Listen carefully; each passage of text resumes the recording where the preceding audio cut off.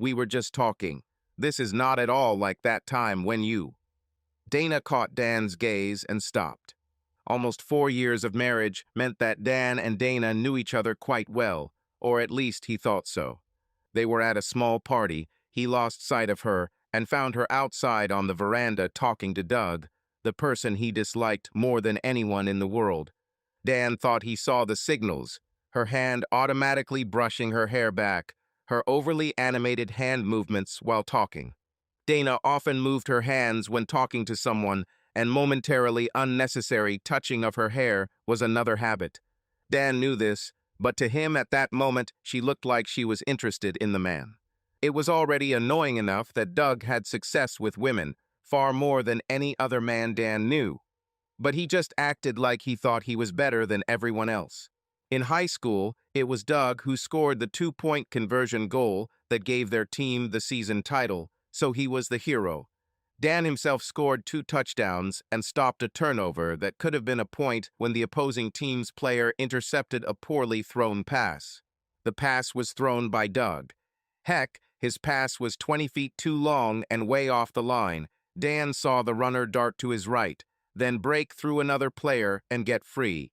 Dan caught up with him from behind and knocked him down. It almost ended the game. It was on the 3-yard line. On the very next play, Dan snatched the ball from another player's fingertips in the end zone. But Doug was still a hero because of those 2 points. And of course, it was Doug who made a last-second 3-pointer to send the basketball game into overtime, thanks to a perfectly timed pass from Dan that was covered by 2 players from the opposing team at the time. Nobody mentioned this part. Dan also ran track and was a pretty good half-miler. There he could shine. There was no way in hell Doug could have kept up with him as he tore through the final corners. The school record of 1:58.9 was in Dan's name. Mile no, Doug, of course. Yes, it was also Doug who stood up at graduation and gave a speech as a valedictorian. Dan's average was a B, and it was far from close. It seemed to him that the guy always treated him like a non-entity. This irritated Dan. Well, not really, he was always pleasant, but that's how it felt. But he also kept his mouth shut, keeping the peace. Because Doug was always smiling and happy, there was never any reason to just hit the guy. Fine. There might have been some jealousy there. Dan just couldn't avoid it. He didn't like Doug. The fact that Doug dated Dana their entire junior year didn't sit well with him either. He also dated many other girls, so Dan made his own moves as well.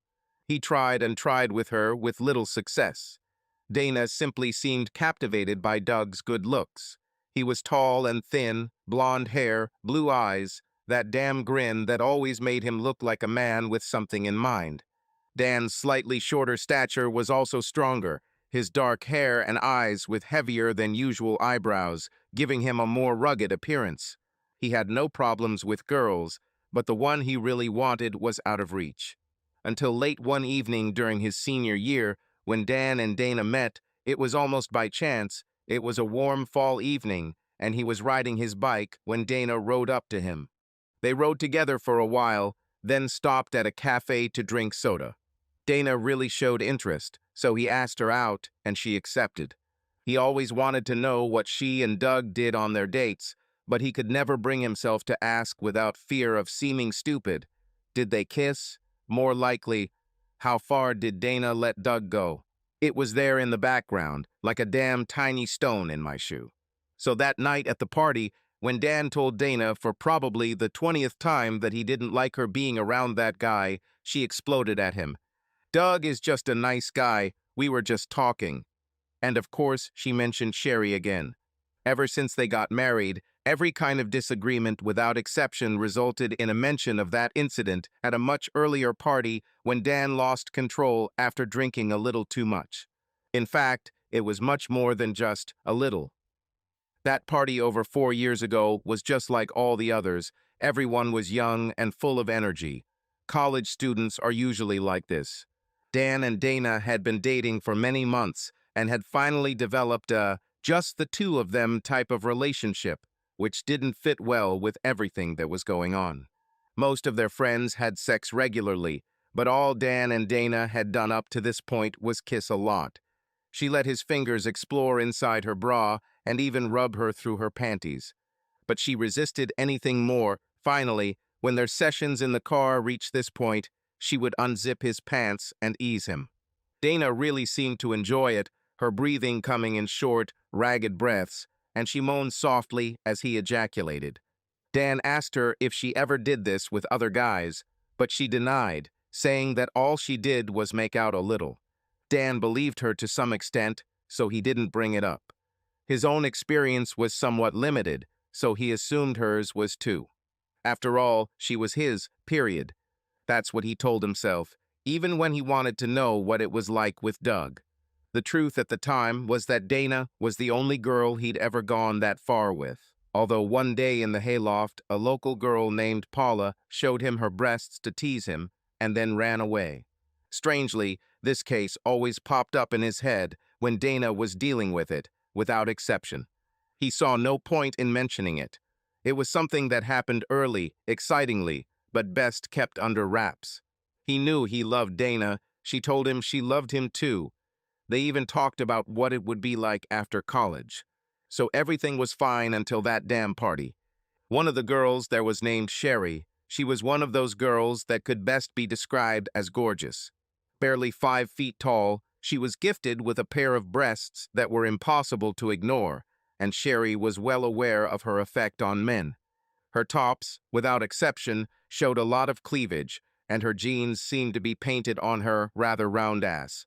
There were a few stories about Sherry, but Dan chalked it up to bragging. Guys often did this when there were no girls around. Sherry was by Doug's side most of the time. Doug's family owned a chain of auto parts stores, so he always drove the latest and greatest sports cars. Another irritation, Dan's old Ford was clean and shiny, but it was still an old Ford. Doug played guitar in a local band, which also made him a magnet for girls. He liked to force the amp whistling from the feedback to the rhythm of the heavy drums like it was something special. Dan tried this at home himself, and it was easy and just noise.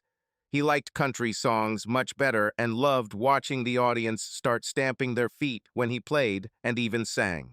Of course, instruments were brought out at parties. Dan played quite well himself and somehow replaced guitarist Doug that night. "Try to keep up," Doug said with a sideways glance as he picked up his guitar and joined in. Most of Doug's music was rock, a lot of Creedence, good old Led Zepp, Rolling Stones, and the like. Dan had no trouble coping, of course. A couple dozen couples were there, and it got to the point where the louder the music, the better. The beer was flowing, someone brought a huge bottle of vodka, and Dan sipped it. Doug, of course, soon leaned his guitar into the amp, creating feedback that to Dan was just noise. Then Doug took a break. The guy on the drums sat lazily drumming in rhythm while everyone drank and talked. Dan switched to a simple country song and walked up to the microphone. By the second verse, everyone was quiet and listening. Dan's voice was made for country music, and he knew it, and soon everyone was either dancing or tapping their feet. He noticed Sherry looking at him and then walked closer to the corner where they were playing. It was hard not to look at her. The thin and very tight top she was wearing outlined her chest. She then started bouncing on her toes, which made it even worse. After a few tunes, he saw Doug coming. The guy picked up his instrument and gave Dan a disdainful look. "Let's play real music. I can't stand this crap anymore," he said with a tone that was most likely a grin, but even so he kept his crooked smile on his face. Dan shrugged and put his guitar down, letting Doug do his thing. Somewhere in there, he lost sight of Dana. At one point, he was sitting on the couch with 2 other guys who were smoking. Clouds of smoke surrounded him anyway. Then Sherry walked over and squeezed onto the couch next to him. That was the last thing he really remembered. The morning was painful. Dan opened his eyes, having no idea where he was. He immediately closed them as the light gave him a headache. Finally, he opened them again, realizing he desperately needed water. Looking around, he realized that he was lying in bed, but where? Turning around, he touched his feet to the cool floor. There was a door there, obviously the bathroom, so he stood up and went there, running water into the sink while he drank it straight from the tap. Noticing the toilet, he lifted the lid and stretched to pee, and then realized he was naked. He'd had dreams before, but never when he was completely drunk. Of course, he had only been completely drunk 3 or 4 times in his life, and now he thought he would never let that happen again. Dan found a washcloth, wet it, and washed himself. Returning to the other side of the room, he found his underpants and pants. His shirt lay on the next chair. He got dressed and went to the window and looked out. He looked at the backyard but didn't recognize it. It definitely wasn't his house, and it wasn't Dana's house. Dan suddenly wanted to go home. He walked through the bedroom door. There was a short hallway. He walked along it and went out into the living room. A middle-aged woman, a little overweight, was sitting in a chair.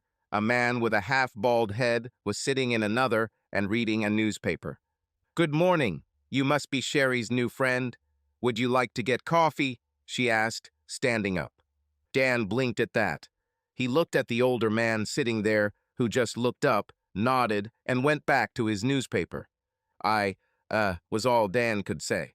"Sherry will be back soon. She went grocery shopping," the woman said, handing him a cup. "Sherry?" Dan took a sip, burning his lips. At that moment, the door opened and Sherry entered. "Hey, Danny, you're already up, okay? This is my dad, Carl, and my mom, Sarah. Sit down, I'll prepare breakfast." With these words, she disappeared out the door. Dan sat down on the nearest sofa. "How long do you meet?" asked Sarah. There was a party," Dan managed to say. "It's clear. Well, don't be shy. We are very relaxed about relationships. And don't worry, we put our Sherry on the pill as soon as she reached puberty," said Sherry's mom, not feeling the least bit embarrassed. Dan looked at her in shock. That's when he realized, with an incredible hangover, he couldn't think clearly. Sherry. Somehow he ended up at her house, in her bed. He has no idea how he got there or what happened. Dan jumped up and ran to the bathroom and threw up. He heard Carl mutter something like, "Fucking kids, they shouldn't drink so much." When he left, he excused himself and headed towards the front door. Both of her parents looked at him as if he had just stolen their TV or something. All he wanted was to get out of there. From the outside, Dan knew he was only a few blocks from where he was. The party was at a house not far from this one, and his own house was only a few minutes' walk away. At the house where the party was, he found his old Ford sitting there, the keys dangling in the lock. He sat down, started it, and drove home. "Where have you been, honey?" his mother asked as soon as he entered. "At the party, there were drinks, so I didn't go," he replied. "That's good, honey. Oh, your girlfriend called several times." She went back to mixing something in the bowl. Dana. Oh God, he thought. Dan went into his bedroom and looked at his watch. It was almost 11. He shook his head to clear it. It only hurt. He lay down on the bed and fell asleep instantly. It was almost dark when Dan woke up. He sat down, feeling much better. It was a little after 7. He walked out into the living room and found his mother sitting there, watching the news on TV. "There's stew on the stove, and you need to call your girlfriend, honey. She seems really angry at you," she said. Dan didn't want to talk to Dana at all. He imagined what would follow. Finally, he called, and what he expected followed. She was furious, demanding to know what happened and what he was doing. He broke down and told her that he was so drunk that he ended up sleeping at Sherry's house and didn't remember how it happened. This damn bitch, you slept with her, didn't you?" Dana shouted. Dan told her the truth. He doesn't remember anything. This seemed to calm her down a little. Then he told her that there was no way he could do anything. He was Tujin. A lie, of course. He was quite sure of what had happened.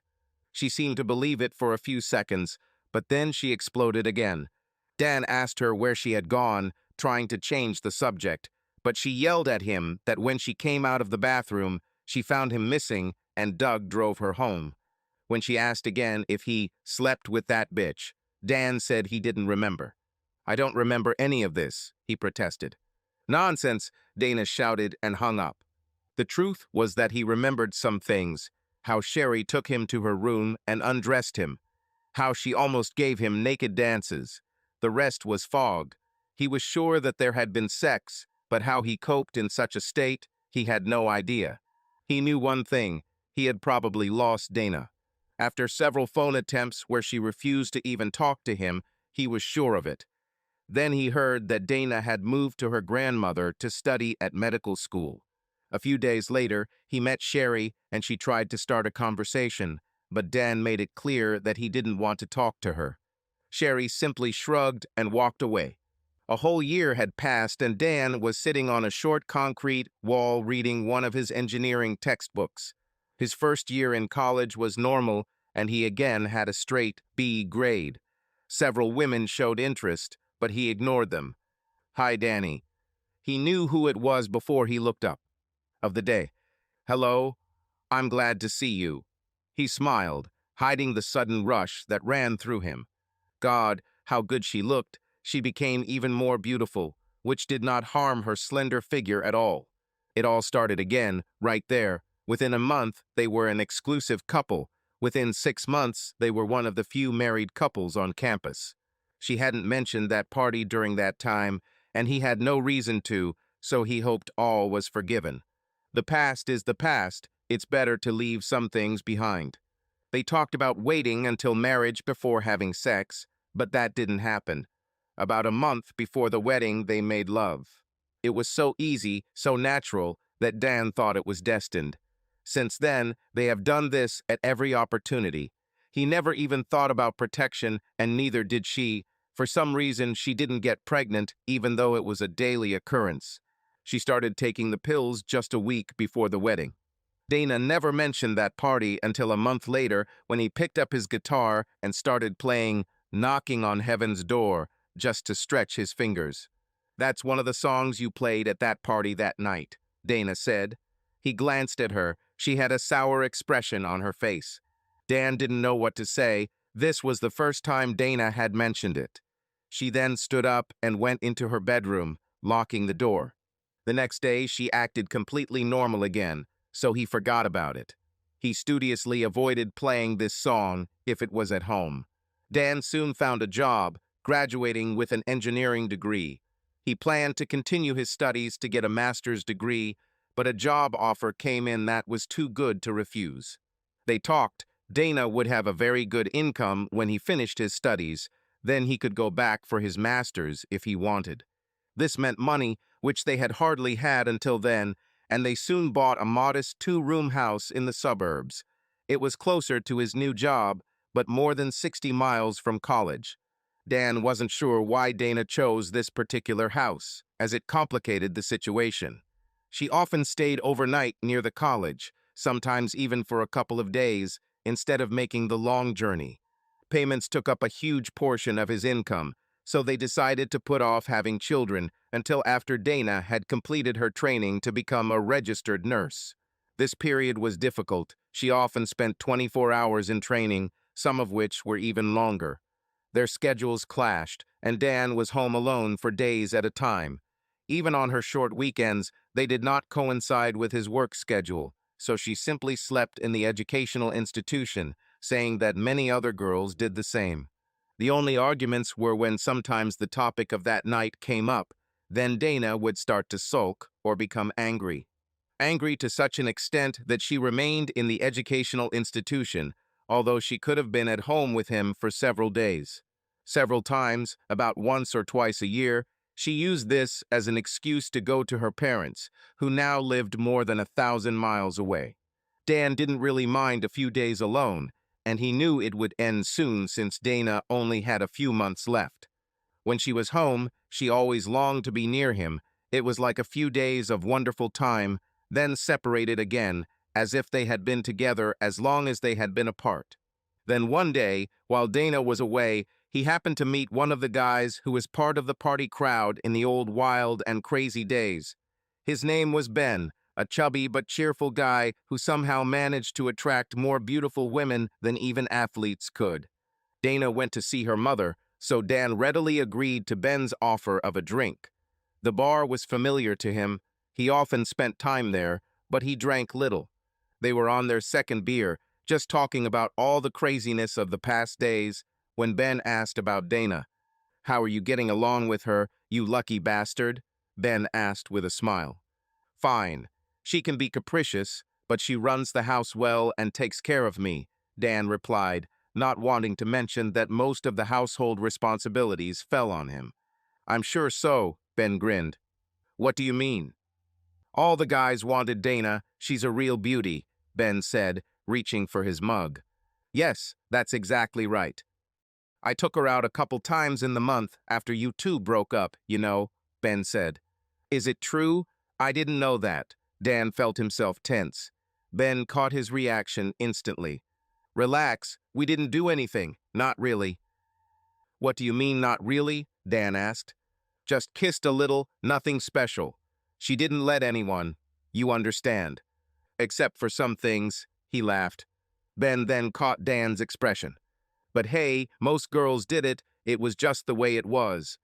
Then, when I found out that she was pregnant, I thought it was from you." His voice broke off. Dan looked at Ben. "Pregnant? Do you mean she was pregnant? Yes, you knew about it, didn't you?" "No, I didn't know." Dan stood up. "Oh shit. Hey, sorry, buddy. I guess I should have kept my mouth shut. This is nothing. We all got confused with someone back then, one way or another. I was sure it was from you. She only talked about you all the time." "I thought so. But what happened? Do you mean she gave birth?" "Don't know. A couple of days later, she was gone. I heard that she had gone to medical school. That's all. Damn it, everyone was sure it was from you." Dan looked at Ben for a moment, then left and drove home. He sat down in the chair and thought about what Ben said. Pregnant? What was Ben talking about? Dana had been home for 2 days, and Dan had thought about the conversation he wanted to have with her 50 times already. "I met Ben the other day," he finally told her. "Whom?" she asked, her face blank. "You remember Ben, he was often with us in the old days." "Ben? Oh, Ben Carlton. How is he?" she asked. Dan saw the question in her eyes. "Okay, I think. He said you met him several times." "Yes, we met. I dated several guys after you and I." Dana looked at Dan carefully. "We didn't do anything. What did he tell you?" she asked. "He said that, but he also said that you were doing something," Dan replied. Dana blushed from ear to ear. "Yes, it's true. You know how it is with guys. They pester you all the time. It was easier that way. I did it with you too." "You told me you never did this," Dan said dryly. Dana blushed even more, and a painful grimace appeared on her face. "Sorry, Danny. I didn't want to upset you, that's all. We weren't together then. I didn't think we ever would. I guess I was just looking. Are you angry about this?" "No, not really. But he said one strange thing." "Which one?" "He said you were pregnant." Dana blushed brightly. "Oh my God!" She burst into tears and ran to the bedroom. "Dana, we need to talk about this," Dan called through the door. She didn't answer. After half an hour of trying to talk to her, with no response, Dan lost his temper, left the house, got into his car, and drove away. Finding a motel, he rented a room and spent a restless night. She didn't answer when he called home the next morning, and she wasn't there when he arrived. He checked the cabinets, almost everything was there. A call to her mother's house caused even more unrest. Her mother coldly said that she did not know where Dana was. Then her father answered the phone. "What did you do this time?" he asked sharply. "I didn't do anything," Dan replied. "I'm already tired of this. I told her not to marry you because you will cheat on her again. I swear, if you hurt my Dana again, Dan hung up. There was no choice but to go to work if he wanted to keep his job. But his thoughts were far from work. "Pregnant," said Ben. There was almost a whole year when he didn't see Dana at all. What happened? If it was true, how could she hide it from him?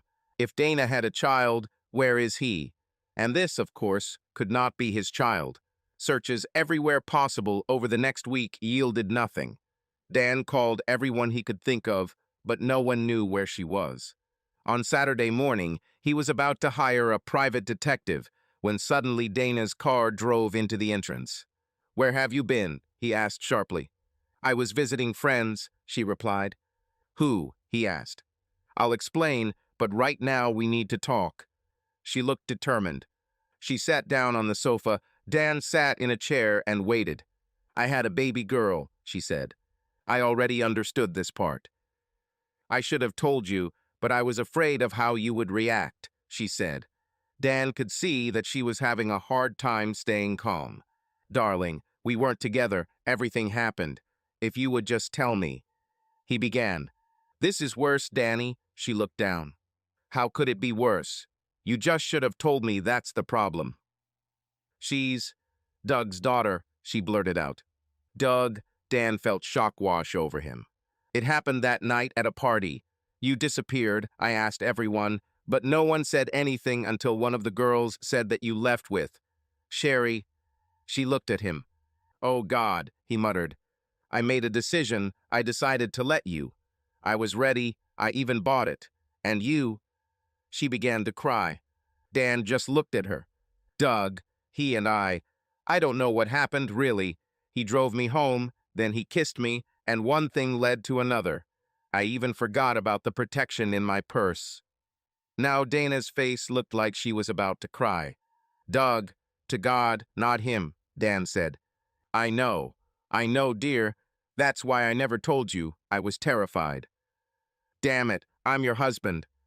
"Yes, I know, but let me finish. When I found out that you and Sherry—" Dana paused for a moment. "I was angry with you and felt terrible at the same time, and we broke up. Then I found out that I was pregnant. I didn't know what to do. Doug was kind to me and covered all the expenses. Mom and Dad sent me to my grandmother. I gave birth to Danielle. Doug was upset that I called her that, but I wanted to." "Where is she?" Dan asked. "Doug got custody. You know, he's not really a bad guy. He just has confidence and always gets his way. But he treats her well, and he took over raising her so I could go back to school." "Understand. But 4 years have passed, and this is how I find out about it. How could you continue communicating with him?" "It didn't last long. I moved when I started, becoming visible. Doug paid all expenses. He was even there when Danielle was born and asked me to marry him. I decided to agree because it would be better for Danielle. But then I met you when I transferred to another college, and I realized that I don't love Doug, I love you." That's when it came to Dan. "You said you were with friends. You meant Doug, didn't you?" "Yes." Dan is already up. "Danny, no. We didn't do anything. I couldn't do it. I just wanted to be with Danielle, and like I said, Doug really is a good person." "Of course he is good. I can only imagine. All the times you were gone, you probably had sex with this couple of him." "No, he gets married. My daughter will live in good conditions. That's what's best for her," Dana replied. "Getting married? Who will he marry?" "On Sherry. She has changed, she has grown, and now they are happy. Danielle will be happy, and they say I can come visit whenever I want." "On a visit? It's been 4 years since you." Then it dawned on him. Every time the conversation turned to Sherry, Dana went to her parents. "More than 1,000 miles," she said, "and all those extremely long shifts at school. You used all these stories about Sherry as an excuse to visit your daughter, didn't you?" "Yes." "At Doug's house, right?" "Yes, but we didn't do anything. Nothing happened. I was just visiting." "I don't think I believe you." "This is true. After I met you again, Doug and I never, ever again. I'm really sorry, Danny." Now she was crying quietly. "I think you need to leave. I need to think about it. It's too much, Dana," Dan said. Dana stood up and walked to the door. Then she turned around. "I'm really sorry, Danny. I really love you. I will never keep secrets from you again." Dan just sat there while she walked out to her car and drove off. Dana refused to accept anything other than her car, although at the last meeting with lawyers, her lawyer insisted otherwise. Dan finally looked at the lawyer and told him in a stern tone to shut up. The lawyer blushed, but made no further objections. Dana signed the papers, looked at Dan, then stood up and left without a word. Dan just went back to his job. For several months, that was all he did. Finally, he started dating. The few women he met were interesting enough for him to bring them home. Both failed, and he returned to working long hours, coming home in the evenings, cooking dinner, watching TV, and going to bed. Tired of being alone, one evening he was looking through the advertisements and noticed one about a massage. The woman named Carla who came to his door was pretty, and the $60 fee quickly turned into $120. It worked without requiring any effort to build relationships. She visited him once a week, and Dan could lose himself in his thoughts. Without exception, these thoughts returned to Dana and how she felt in his arms. A couple of times Carla asked him if he wanted her to be topless or even completely naked. He simply shook his head. Carla seemed surprised, but accepted everything as it came. Several months passed. Then during one of her visits, he asked her directly if she would be willing to do more. Carla smiled and quickly undressed. Again, nothing happened. Later that evening, Dan finally relaxed and lost himself in his fantasies. His thoughts were about Dan and how everything had happened. His life stabilized in this rhythm: work, home, weekly sessions with Carla. There was almost nothing else. Immersed in his work, Dan's efforts were noticed, and he was promoted to regional manager. This was accompanied by a significant salary increase, many benefits and stock options, as well as regular business travel. More than 5 years had passed when he walked into the conference room in Dallas. Usually everything went smoothly, but this time it didn't. He had to stay for a couple of days. He got a hotel room and rented a car. The next morning, he had breakfast at the hotel and got into his tiny rental car, heading to the factory. As he drove through the intersection, he didn't even notice a large white van that failed to stop at a stop sign and crashed into the side of his car. Sveta. They were bright, right in your face. He squeezed his eyes shut, then slowly opened his eyes, adjusting to the light. "Good morning, sir." "We woke up, I see." An elderly woman in white clothes stood and smiled at him. "Where am I?" he asked. "You are in the hospital. You had an accident. You had to have surgery and things were a little shaky, but you'll be fine now." "Great. I need to get out of here. I need to be in the office." "You're not going anywhere, and besides, you've already been here for 10 days, honey." 10 days, Dan tried to sit up, but couldn't. "Just lie still, darling. I'll call the doctor." With these words, she left. Dan felt sleep overtaking him again. An elderly man came in and woke him up, then talked for a long time, explaining that he had a coma, swelling of the brain. As the man spoke, he felt his left ankle throbbing. He reached out to rub it, but found nothing. "What?" Dan felt shock running through him. "Yes, we couldn't save your left leg. We installed a pin so that when they fit you with a prosthesis, you can walk," the doctor said. "Jesus Christ," Dan exclaimed. "I'm really sorry," the man said. It sounded almost automatic. Dan was upset all day, feeling sorry for himself. Here he is, in a hospital in a foreign city, 1,000 miles from home. His life is now a complete nightmare. Unhappy, he thought about what else could go wrong. He even thought about committing suicide because there was no point in it. By evening, he had come to terms with it. There was nothing he could do. He felt better. The fog in his head cleared. "Hey, Danny," said a familiar voice. He looked up and Dana walked in carrying a tray of food. Dan felt a surge of emotion run through him. So much time had passed. He had thought about her so many times, and now she was here. "Dana, what are you doing here?" he asked. "I work here. I've been here for several years. I'm your night nurse," she smiled. "Wow," he said. "I was here when they brought you. It was a surprise. I've been here every night since then." She covered the tray and carefully lifted his bed so he could eat. "What brought you here?" he asked. "I saw an advertisement for nurses, so I applied. I wanted to get away from all the memories and start my life again." "I see." Dan looked at her as he ate. She gained weight, quite significantly. The slender young woman now had a more mature and fuller figure. He noticed her blush when she saw him looking at her. Married, he asked to change the subject. No. Is it true? I thought. Well, work and Daniel take up all my time, she replied. Daniel?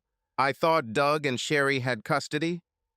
Doug gave me custody back when I asked. I told him I was moving here and I wanted her with me. He didn't mind. She's 14 now. Wow, it's hard to believe a decade has passed. Dana took the tray, left, then returned with a small basin and towels. I need to wash you and turn you over. We need to move your legs and keep your circulation going, okay?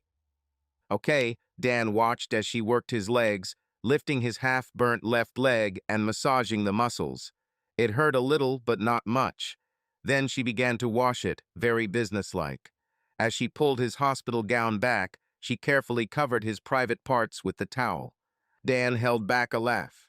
Why didn't you marry? Dana asked. I never met anyone I wanted, he replied.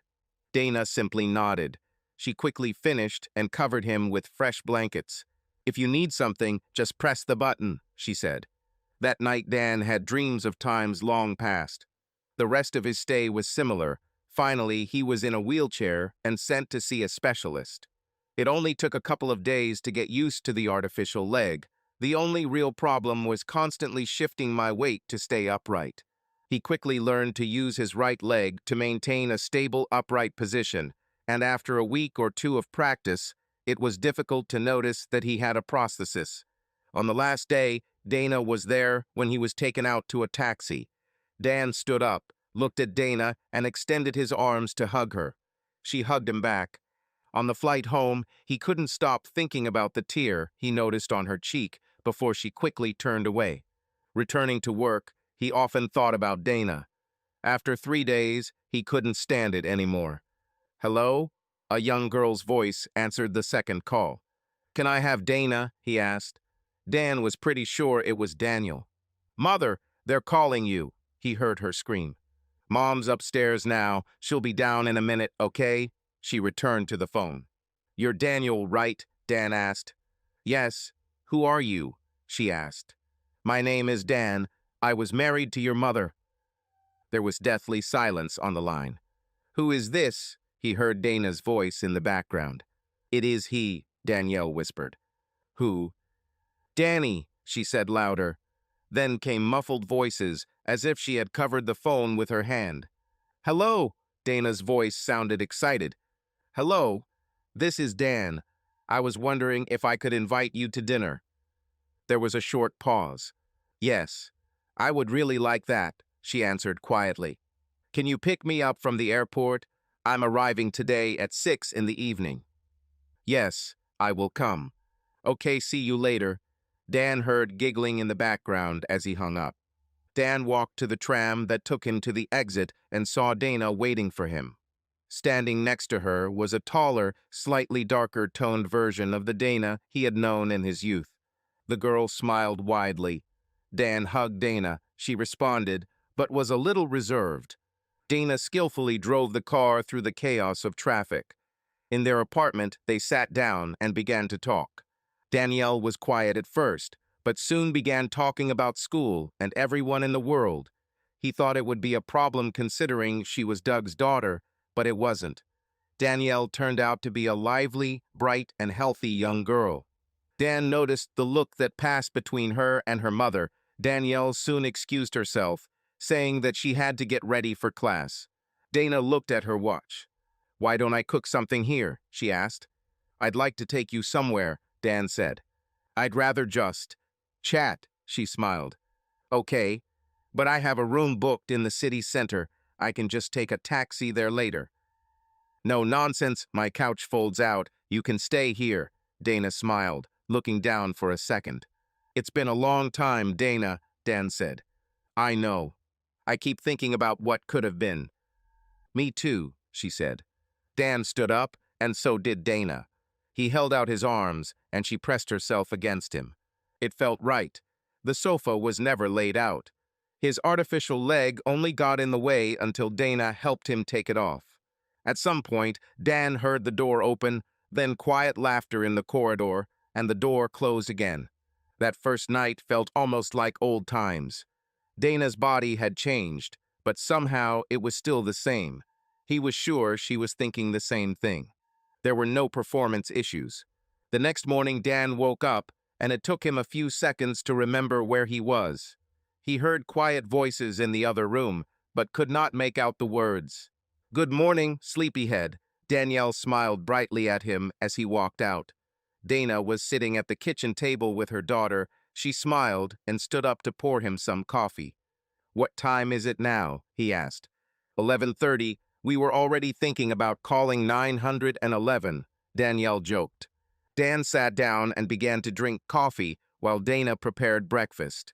She placed a plate in front of him with a huge stack of pancakes, eggs, and bacon. "When do you have to leave?" she asked, sitting down at the table. Dan noticed the look Dana and Daniel exchanged and didn't quite understand it. "I took a vacation so I can go whenever I want. Why do you ask?" "About. It's just that Father Daniel is supposed to come this afternoon. They meet regularly." Debt. Instantly memories came flooding back to Dan, but he held back his reaction. "It's clear. It's not a problem. I can just rent a room." "No need. Doug and Sherry usually take Danielle and go somewhere. You can stay here if you want," Dana said. Dan nodded, but he really didn't want to see this man. He was still feeling uneasy when there was a knock on the door in the afternoon. "Hi, Daddy." Danielle hugged the man. Dan looked up and was surprised. The tall, handsome Doug he knew was now a balding, slightly pot-bellied man with glasses. It took him a few seconds to realize that standing next to him was Sherry, now gaining about 50 pounds. They shook hands, and the three quickly left the apartment. Dan couldn't help but laugh as soon as they left. "What's so funny?" Dana asked, leaving the other room. "Oh, nothing special. I was just expecting. I don't know what I expected." Doug has changed, they both have changed, but they seem to be happy together. They now have 4 children. 4? Yes. Daniel goes to visit them for a month every summer. Doug is a really good person. He sends us money regularly and loves Danielle. He's been a part of her life all this time. This is good. All this was a long time ago. I told him you were coming when he called the other day. He always knew." "Knew that?" Dan asked. "About you. When he asked me to marry him and I refused, he asked why. I told him it's because of you and I can't. I just couldn't." Dan reached out and hugged her. Dana rested her head on his shoulder.